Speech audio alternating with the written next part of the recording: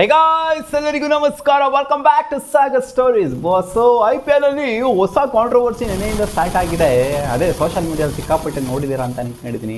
RRನ captain ಆಗಿರೋಂಥ rayon Parag ಅವರು ವ್ಯಾಪಿಂಗ್ ಮಾಡ್ತಾ ಇರೋದು, ಸ್ಮೋಕ್ ಮಾಡ್ತಾ ಇರೋದು ಅಂತಲೂ ಅನ್ಕೊಬಹುದು. ಸೊ ಈ ವ್ಯಾಪ್ಸ್ ಎಲೆಕ್ಟ್ರಾನಿಕ್ ವ್ಯಾಪ್ಸ್ ಅಂತ ಬರುತ್ತೆ, ಎಲೆಕ್ಟ್ರಾನಿಕ್ ಸಿಗರೇಟ್ ಅಂತ ಅಂದ್ಕೊಳ್ಳಿ. ಸೊ ಇದು ಬೇಸಿಕಲಿ ಬಂದ್ಬಿಟ್ಟು ಬರ್ನ್ ಮಾಡೋದಿಲ್ಲ. ಸೊ ಇದು ಇನ್ಫ್ಯಾಕ್ಟ್ ಲಿಕ್ವಿಡ್ನ ಹೀಟ್ ಮಾಡಿ ಕೊಡುತ್ತೆ. ಸೊ ಒಂಥರ ಆಲ್ಟರ್ನೇಟಿವ್ ಅಂತ ಹೇಳಬೇಕು, ಬರ್ನಿಂಗ್ನ ಆಲ್ಟರ್ನೇಟಿವೇ ಹೀಟ್ ಮಾಡಿ ಕೊಡುವಂಥದ್ದು. ಸೊ ಇದು ಎಲೆಕ್ಟ್ರಾನಿಕ್ ಬೇಸ್ಡು. ಸೊ ಒಳಗಡೆ ಅದು ಏನೇನಾಗುತ್ತೋ ಗೊತ್ತಿಲ್ಲ. ಸೊ ಆ ಒಂದು ವ್ಯಾಪ್ಸ್ ಅಂತ ಏನು ಬರುತ್ತೋ, ಸೊ ವ್ಯಾಪಿಂಗ್ ಅಂತ ಕರೀತಾರೆ ಇದಕ್ಕೆ. ಸ್ಮೋಕಿಂಗ್ ಅಂತಲೂ ಕೂಡ ಅನ್ಕೊಬೋದು, ಒಂಥರ ಹುಕ್ಕ ಅಂತ ಅನ್ಕೊಬೋದು, ಎಲೆಕ್ಟ್ರಾನಿಕ್ ಹುಕ್ಕ ಅಂತ ಅನ್ಕೊಬೋದು. ಸೊ ಇದು ಬೇಸಿಕಲಿ ಬಂದು ಇಂಡಿಯಾದಲ್ಲಿ ಬ್ಯಾಂಡು. ಈ ವ್ಯಾಪ್ಸ್ ಆಗಿರಲಿ, ಸಿಗರೇಟ್ಸ್ ಆಗಿರಲಿ, ಇದೆಲ್ಲ ಇಂಡಿಯಾದಲ್ಲಿ ಬ್ಯಾನ್ ಅಂತೆ.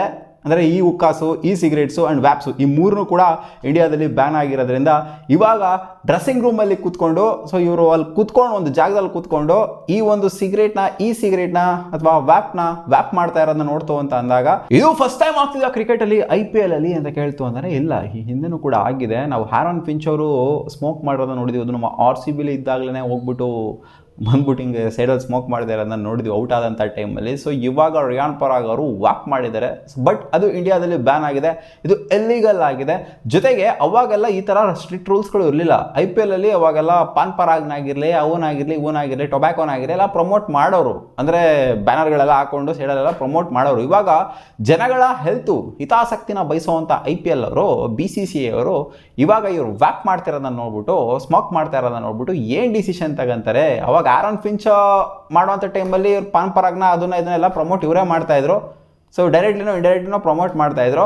ಬಟ್ ಇವಾಗ ಅದನ್ನೆಲ್ಲ ಬ್ಯಾನ್ ಮಾಡಿರೋದ್ರಿಂದ, ಸೊ ಇವಾಗ ಯಾವ ಥರ ಆ್ಯಕ್ಷನ್ನ ತೊಗೊತಾರೆ ರಿಯಾನ್ ಪರಾಗ್ ಅಗೇನ್ಸ್ಟು, ಅದು ಒಂದು ಬ್ಯಾನ್ ಆಗಿರುವಂಥ ಒಂದು ವೆಪನ್ನ ಹಿಡ್ಕೊಂಡು ಇವರು ಈ ಥರ ಸ್ಮೋಕ್ ಮಾಡ್ತಾ ಇರೋದನ್ನ ನೋಡ್ತು ಅಂತಂದರೆ ಸಮಾಜಕ್ಕೆ ಏನು ಮೆಸೇಜ್ನ ಕೊಡ್ತಾರೆ. ಇಲ್ಲಿ ಡಗೌಟಲ್ಲಾಗಿರಲಿ, ಡ್ರೆಸ್ಸಿಂಗ್ ರೂಮಲ್ಲಾಗಿರಲಿ ಕೂತ್ಕೊಂಡು ಜನಗಳಿಗೆ ಕಾಣಿಸೋ ಥರ ಇದು ಯಾವಾಗ ಆಗುತ್ತೆ ಅಂದರೆ 16ನೇ ಓವರ್ ಆಗಿದ್ದು.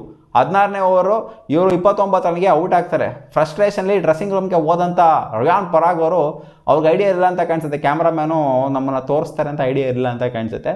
ಸೊ ಅವರು ಆರಾಮಾಗಿ ಕೂತ್ಕೊಂಡು ಹೊಡಿತಾಯಿದ್ರು. ಸೊ ಅದನ್ನು ಕ್ಯಾಮ್ರಾಮ್ಯಾನು ಕರೆಕ್ಟಾಗಿ ಕ್ಯಾಮ್ರಾಮ್ಯಾನ್ ಹಿಡಿದಿರಲಿ, ಜನರು ಹಿಡಿದಿದ್ದಾರೆ. ಏನಪ್ಪ ಇದು ಮಾಡ್ತಾ ಇರೋದು ರಿಯಾನ್ ಪರಾಗು, ಏನು ಕತೆ ಇದು, ಹೊಗೆ ಬತ್ತಾಯ್ತಲ್ಲ ಬಾಯಲ್ಲಿ ಅಂತ ಹಿಡ್ಕೊಂಡ್ಬಿಟ್ಟಿದ್ದಾರೆ. ಸೊ ಗೊತ್ತಿಲ್ಲ ಅದೇನು ಆ್ಯಕ್ಷನ್ ತೊಗೊತಾರೆ ರಿಯಾನ್ ಪರಾಗ್ ಅಗೇನ್ಸ್ಟು ಅಂತ. ಒಟ್ಟಲ್ಲಿ ಯಾವುದೇ ಅಂಥ ರೂಲ್ ಏನಿಲ್ವಂತೆ, ಸ್ಟ್ರಿಕ್ಟ್ ರೂಲ್ ಏನಿಲ್ವಂತೆ. ಸ್ಮೋಕ್ ಮಾಡಬಾರ್ದು ಡ್ರೆಸ್ಸಿಂಗ್ ರೂಮಲ್ಲಿ, ಅದು ಮಾಡಬಾರ್ದು ಇದು ಮಾಡಬಾರ್ದು ಅಂತ ನಾನು ನೋಡಿದ ಮಟ್ಟಿಗೆ ಅಂಥ ಸ್ಟ್ರಿಕ್ಟ್ ರೂಲ್ಸ್ಗಳು ಇಲ್ವಂತೆ. ಬಟ್ ಇದು ವ್ಯಾಪಿಂಗೇನೆ ಒಂಥರ ಇದು ಇಲ್ಲಿಗಲ್ ಅಲ್ವಾ, ಇಂಡಿಯಾದಲ್ಲೇ ಇಲ್ಲಿಗಲ್ ಅಲ್ವಾ, ಇದು ಬ್ಯಾನ್ ಮಾಡಿರುವಂಥದ್ದನ್ನ ಇವರು ಹೆಂಗೆ ಯೂಸ್ ಮಾಡ್ತಾರೆ ಅನ್ನೋಂಥದ್ದು ಇವಾಗ ಎಲ್ಲರಿಗೂ ಕೂಡ ಒಂದು ಕ್ವೆಶನ್ ಆಗಿದೆ. ಸೊ ಏನು ಅವರಾಬ್ರಿ ಮಾಡ್ಬಿಟ್ಟವ್ರು ಬಿಡುಗರು, ಔಟ್ ಆಗಿರೋ ಟೆನ್ಷನಲ್ಲಿ ಹೋಗ್ಬಿಟ್ಟು ಸಿಗರೇಟ್ ಹೊಡಿತಾ ಇರೋದು. ಸಿಗರೇಟ್ ಅಲ್ಲ ಅದು, ಅದೇ ಹೇಳಿದ್ನಲ್ಲ ಎಲೆಕ್ಟ್ರಾನಿಕ್ ಬೇಸ್ಡ್ ಅಂತ. ಸೊ ಅದು ಇದೆಲ್ಲ ಬರೋದಿಲ್ಲ, ಏನು ಹೇಳ್ತಾ ಇರೋದು, ಫೈರ್ ಗೇರ್ ಬೆಂಕಿ ಎಲ್ಲ ಏನು ಹತ್ಕೊಳ್ಳೋದಿಲ್ಲ. ಸೊ ಏನೋ ಆಗಲಿ ಒಟ್ನಲ್ಲಿ ಡೈರೆಕ್ಟು ಇಂಡೈರೆಕ್ಟಾಗಿ ಹೊಡೆದು ಸ್ಮೋಕ್ ಮಾಡ್ತಾ ಇದ್ದಾರೆ.